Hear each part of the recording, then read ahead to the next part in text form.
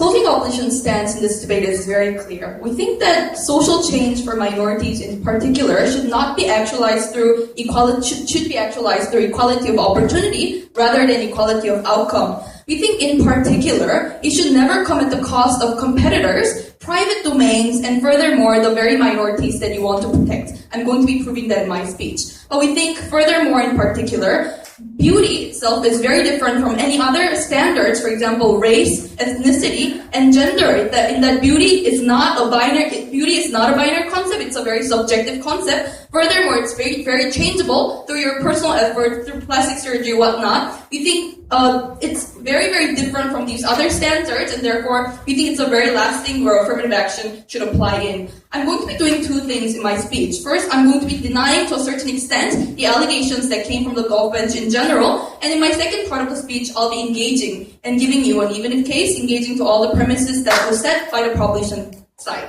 Let's first look at what the proposition told you, because we think Namchol, my teammate, is the biggest counterexample to the motion itself. He has a very pretty girlfriend, for people that don't know. He has, he's a very successful employee working at SRT, and he earns a lot of money every month, right? But he's also very, well accepted into the debate circuit. A lot of people aspire to be like him, right? When I was prepping with NC for this motion, he quote-unquote said, I really don't know what the problem is. We think this itself shows how ugly people are not suffering as much as what the proposition wants to have you believe. Don't be fooled by the lies that they tell you. Let's engage with JD, because I don't know about the rest of you, but I personally think JD is really hot. I mean, look at his... Look at the gap between his two front teeth. I think that is the most charming thing. And look at his skin, right? I think his skin is like one of the most sexy thing about JD. So I want to tell you that because beauty is so very subjective concept, and all of you, we don't think this motion should stand. But let's furthermore engage a bit more into the nuances that came from the proposition side, because there are a lot of things that I want to really correct.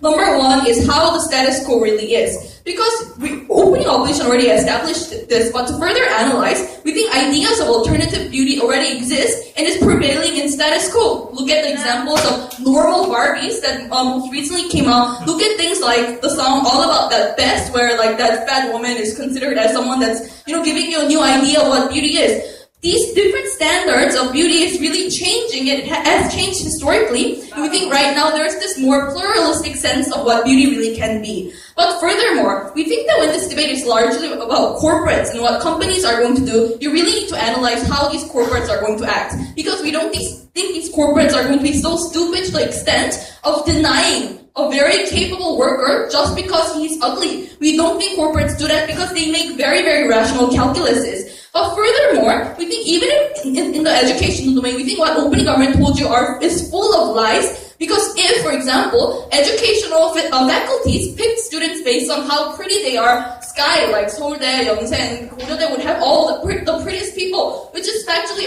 incorrect when you look at the people that are standing and sitting down in this room, right?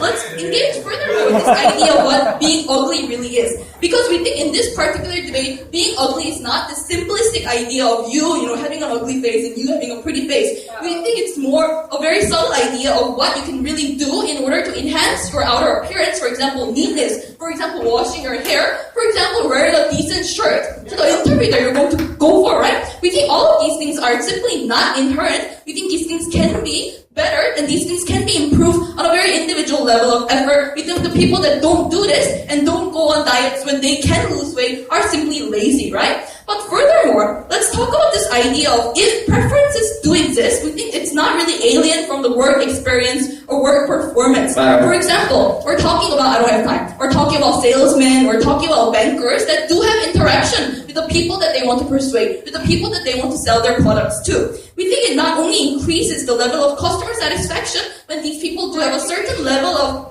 beauty or a certain level of good-lookingness, and we think that's the very reason why it is legitimate for corporates to a certain extent pick based on the outer appearance that you have.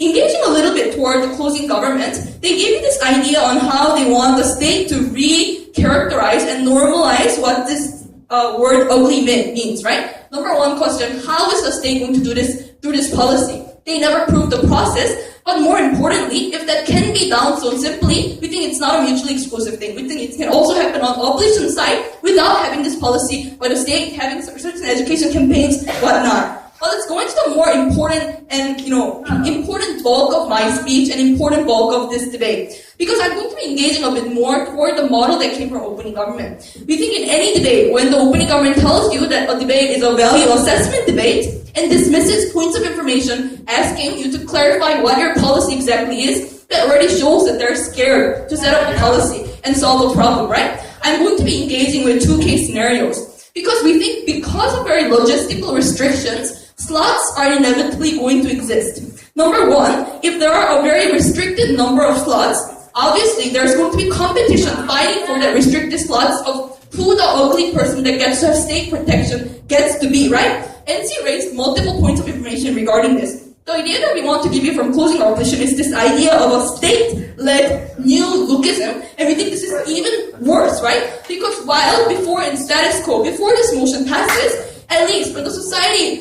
arbitrarily discriminates these individuals, when, all of these bigots existing in society points their finger at ugly people, the state can be the very last neutral arbitrator to tell you that those bigots are wrong. But what happens is now, the state is standing at the side of the bigots and actively creating a new norm of what beauty is, and actively furthering the sense of discrimination by saying that, you know what, I think NC is uglier than JD. Or you know what, I think Youngjae is better looking than Euijoon or whatever, right? You think when beauty itself is a very subjective term, this idea of state creation of further lookisms and further norms is what's really harmful. But furthermore, secondly, let's engage with Hyewon's answer to the point of information saying that, oh, you know what, we're going to pick both NC and JD. What's going to ultimately happen when we pick everyone is that the people that are ultimately going to be harmed as a result of this policy is the corporates. Because whether you like it or not, you need to realize that corporates are not 도덕교과서. Corporates' role is not to help individuals actualize. Because if that's the case, even if my GPA is shit, a corporate should pick me because I want to self-actualize by entering that corporate.